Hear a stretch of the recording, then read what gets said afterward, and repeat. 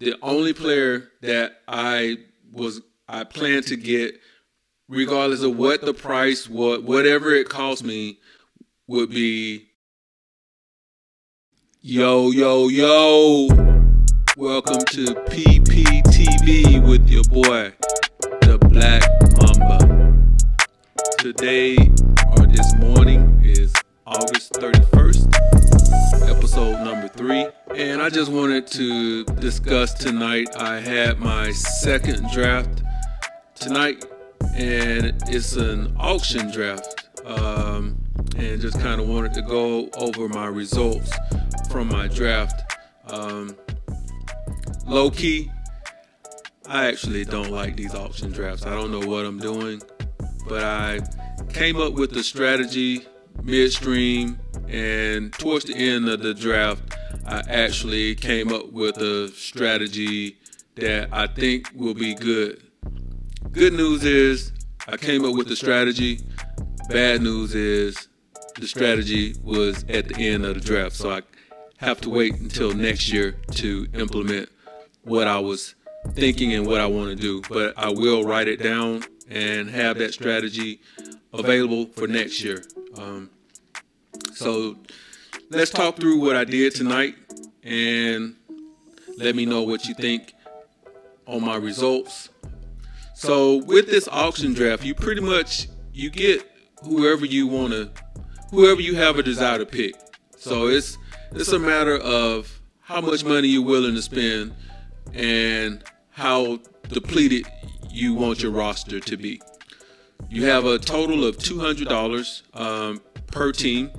So there's a total in this league. There's a total of 10 teams. So everyone has $200 to spend throughout the draft. The draft lasts for 15 rounds. So basically, what's cool about it, what I like about it is, once you get your 15 players, you're done, which means that you may or may not finish up. You may or may not finish up before some of the other players. Everybody doesn't finish at the same time. So it's a matter of basically who drafts their players, and the people who are left at the end of the draft normally don't have that much money. So those are the guys that are like bottom feeders. They have $3 or $4 or $5 to spend, and they get outbid on every player that they bid on. So just going through some of the players that I was able to pick up tonight, and actually just to kind of talk through my strategy on this, or my strategy going into this. I like to be one of the last people to pick players. I like to have more money than other managers, so I can kind of be a bully when it comes to getting a player that I want. I know I can't get outbidded if I have more money than everybody else. So that's kind of my strategy. I like to get the bargain players, players on a bargain price. So I don't shoot for the players that you're going to end up spending. Like in this case, Justin Jefferson went for $60.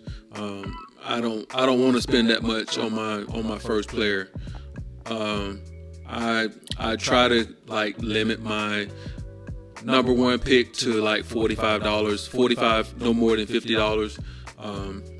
And in this case, I was able to get AJ Brown as my number one wide receiver at $44. And I was targeting him as a player that I wanted. I knew I wouldn't get Jefferson or Chase. I just knew that they were going to go much more than I wanted to spend. I was thinking about Saquon Barkley or Nick Chubb. As you know, in my previous video, those are players that I have target. I target those players in the first round. I just didn't really want to spend I just didn't really want to spend the kind of money. If they had went maybe a little bit later in the auction, I would have spent $49 or $55, but I didn't want to be. I actually wanted to be like one of the last guys spending his money. So I was able to get A.J. Brown as my first pick for $44. Oh, and my name in this league is, if you can't see it, it's Brand New Scum. So I came up with this name. The name of this league is Scumbags, I think. So pretty much everybody has a name with with scum in it. So I was one of the last guys that was invited to this league. So I figured I'd just name my team Brand New Scum.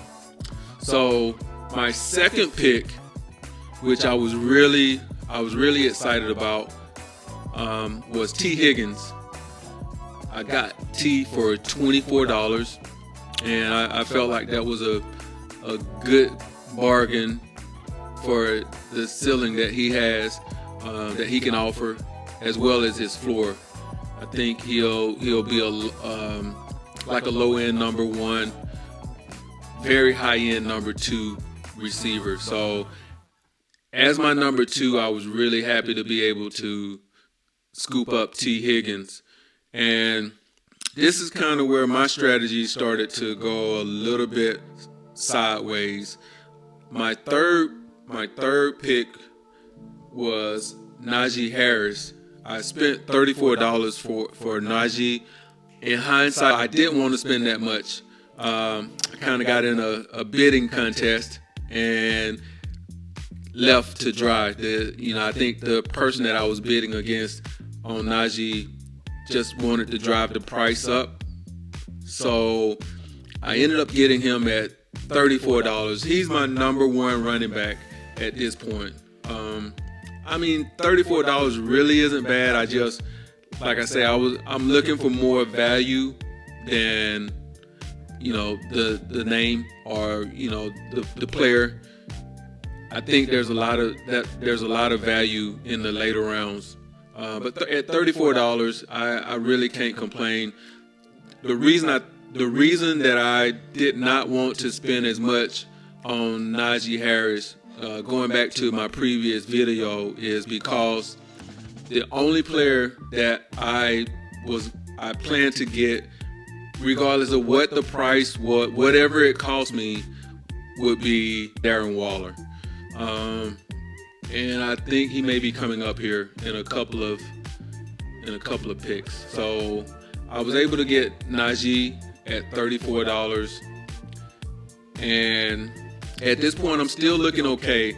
I think at this point I had more money than a lot of the other managers, but I knew Darren was coming up. Actually, there he is. So he had to be he was in that same round. I ended up spending $25 on him. So for a tight end, $25 was a bit expensive.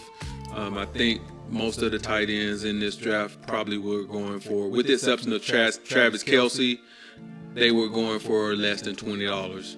So I spent premium price to get Darren, but I think the price that I spent versus what I'll get, it'll be well worth it.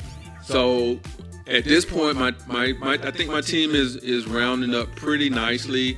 But going back to what I spent for Najee, if I had not spent that on Najee, I could have scooped some of these other running backs here, like Jamar Gibbs or Kenneth Walker.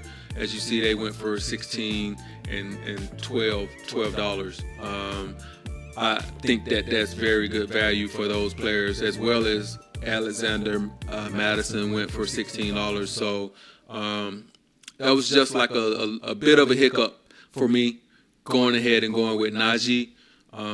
My next pick after Darren Waller was another player that I kind of had I would like to have him at all costs. I probably spent a little bit more than what I should have on him, but I think he's going to really produce this year. I love I love the offense of the Chargers, so I was willing to go out on a limb a little bit and spend a little bit more for Keenan Allen.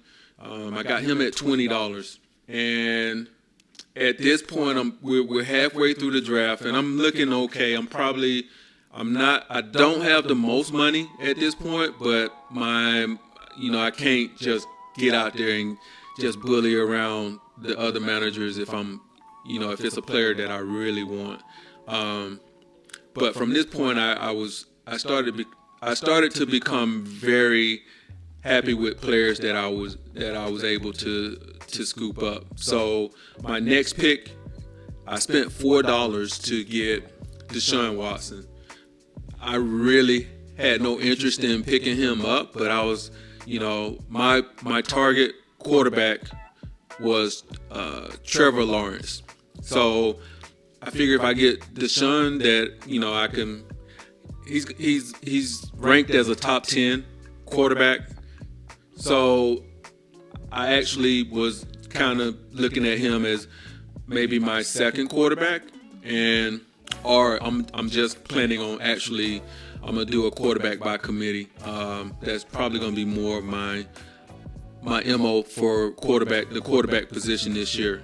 So as you can see, a couple of picks later, somebody nominated Trevor Lawrence, and I was actually planning to spend whatever it took to get Trevor, and I got him at a great deal as well for only $4. So between him and Deshaun Watson, I feel like I got two top 10 quarterbacks for a very small fraction of what people were paying for Josh Allen's and Pat Mahomes.